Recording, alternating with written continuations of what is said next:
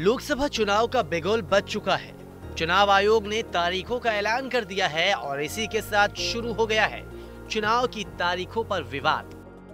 अप्रैल से लेकर मई तक चलने वाले मतदान को लेकर आपत्तियां दर्ज कराई गई है। मई के महीने में कई सीटों पर मतदान होने हैं और इसी महीने में रमजान भी है, लिहाजा विवाद खड़ा हो गया है। आम आदमी पार्टी और टीएमसी के नेताओं को इन तारीखों में भी बीजेपी को फायदा और अपना नुकसान दिख रहा है। सीधे सीधे चुनाव आयोग पर सवाल उठा रहे हैं।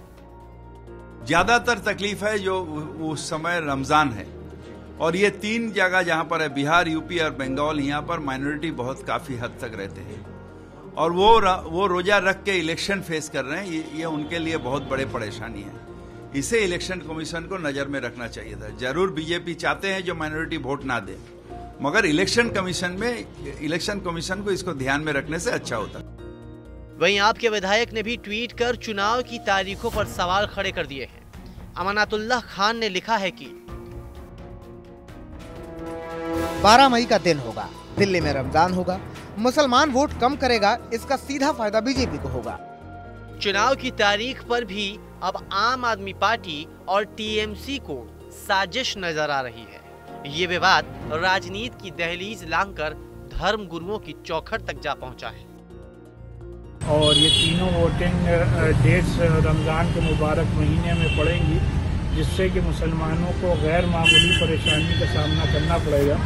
इसलिए मेरी इलेक्शन कमीशन से ये गुजारिश है कि इन डेट्स में तब्दीली कर दें। दरअसल 5 मई को रमजान का चांद देखा जाएगा। अगर चांद दिखता है तो 6 मई से रोजे शुरू हो जाएंगे।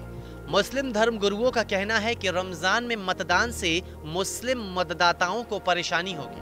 ऐसे में 6, 12 और 19 मई को मतदान की तारीख बदली जाए, ऐसी मांग उठ रही है। इसके अलावा स्वराज इंडिया के अध्यक्ष योगेंद्र यादव ने भी ट्वीट कर चुनाव आयोग के 7 चरण वाले फॉर्मूले पर सवाल उठाए। योगेंद्र यादव ने पूछा है कि ओडिशा में 4 फेज और आंध्र और तेलंगाना में 1 चरण में चुनाव क्यों?